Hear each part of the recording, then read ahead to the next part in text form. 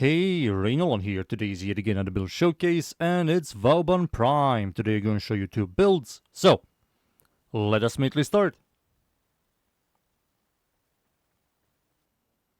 The first build is the Lazy Tanky Crowd Control Vauban build. The mods I'm using here, we have Growing Power and Power Drift for ability strength, Vitality, Adaptation, and Fiber for survivability, Prime Flow, Equilibrium, and Arcane Stretch for energy economy, Arcane Stretch and Arcane Reach for range, and Prime Continuity for ability duration.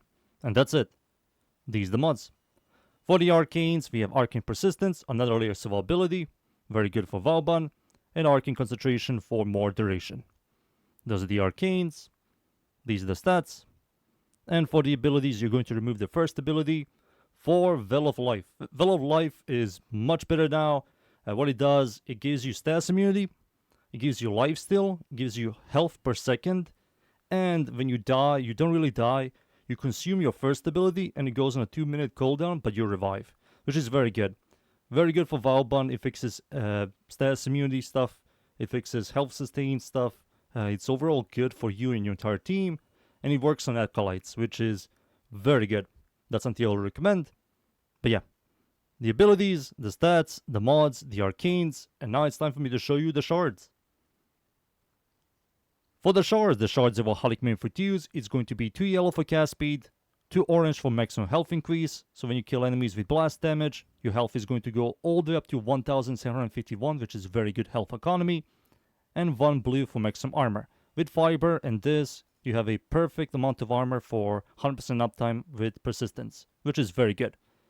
And your overall survivability is very good. You have 88 armor DR, you have 9% DR from adaptation, you have life steal, you have health regeneration, stats immunity, and overall good health economy. Very good survivability, crowd control, armor stripping, all of that stuff. Very good. But yeah, those are the shards. Now it's time for me to show you this build against the units. And we're in. I'm up against the corrupted enemies at the Void, Steel Path of course. It's survival, the map's mod, can show you this build right here.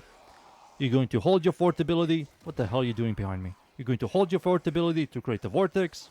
Then you're going to press your fort ability, tap it to create Bastille. That's going to armor strip enemies. And it's also going to give you armor, as you can see right here, 1500. After that, you're going to tap your first ability for stats immunity, health regen, and lifesteal. And after that, you're going to just spam your third ability. Don't use your second ability, it doesn't do any damage. You need to spend like 1 to 2 hours into Void Cascade or something, endless game modes to scale it up. For any content D tosses at you, it doesn't like do any damage.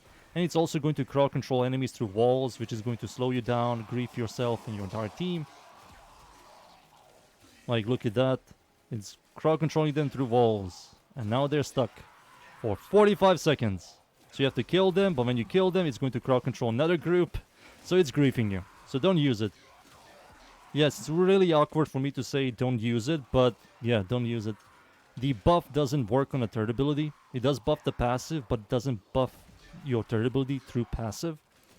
The passive does work with your third ability, but the second ability buffing your passive doesn't work on your third ability. There we go. Recast. Boop, boop. Toss your third ability. Every time you kill enemies with blast procs, that's going to give you maximum health. You can see my health is now 1451. There we go. 8 more seconds of my second ability.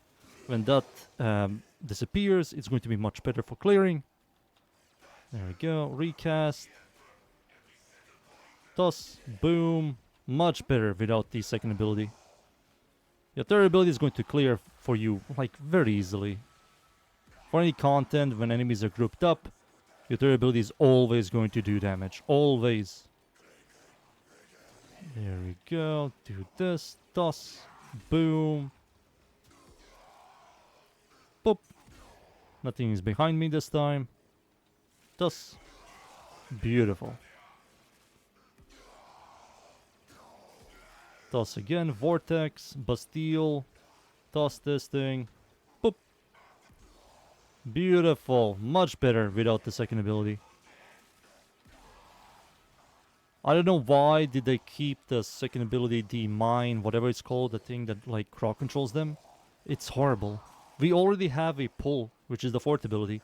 Why do we need another pull that only pulls 2 enemies in a 70-meter radius?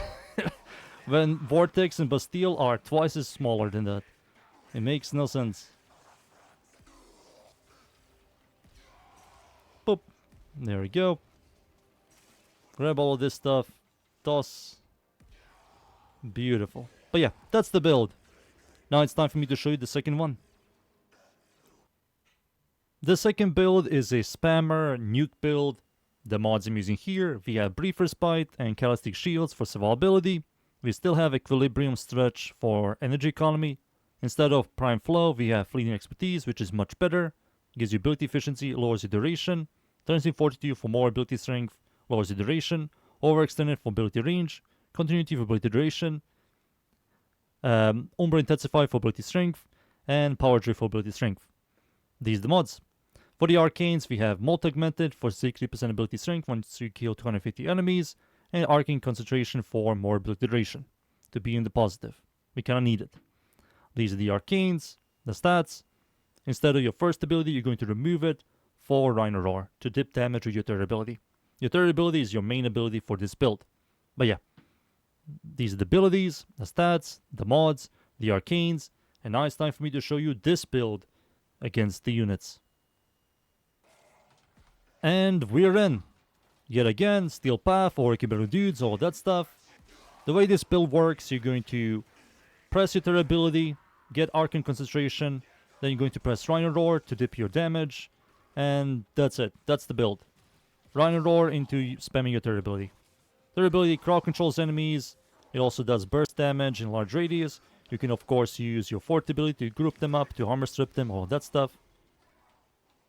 It's a very spammy build. I like this build much more. It fits the game more than a crowd control stationary Warframe, which is kind of outdated now. Everything is about bursting down and nuking. And we have too much stuff that is immune to crowd control. Like this guy over here. Let's just use abilities over there.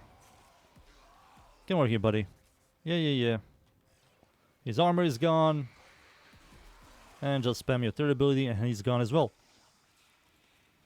There we go. Boop. Boop. Build works really well, as you can see. We have shield gating. You're also going to remove, what do you call it? The orange shard and the blue shard for crimson shards. You don't need those anymore. You're going to shield gate for survivability. There we go. Portability over here. Boop. Boop. Goodbye, doodlies. KDA with this build is much better, and you fit in more game modes than the other build. There we go. Our Acolyte is dead as well, 400 and something kills. Goodbye, doodlies. So much nicer. I like it. But yeah, that's the second build, and that's it. Time for me to leave, boys. And be right back. And there you go. Vauban Prime to me is whatever. I like the skin. I don't like the frame. I used to play Vauban a lot back then when crowd control was king. Crowd control now is completely useless. It's all about nuking, bursting, and running fast, and he just doesn't do that. Level scale abilities is stupid to me. Why even add systems like that when all content D releases below 500, and at below 500 the ability just doesn't do any damage. And I'm talking about the second ability. The only way to make the second ability do damage, you have to spend like 1 hour into Void Cascade or Survival or Defense, which is completely worthless and stupid as well, to make ability do damage.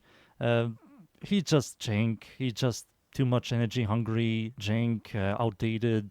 The rework didn't fix any problems with him, just did some minor changes. Same thing. There's a reason why he's the second least played Prime in the game for past 7 years. He was always top 10 least played, and he's going to stay there as well. I don't see him being played in the future. But yeah, that's the Warframe, does the builds. Maybe you guys are going to enjoy the builds, I don't know, maybe not. Maybe new to Vauban. But yeah, here we go. That's it for me. Thank you yet again, everybody, for watching. See you all next time. Thank you. Goodbye.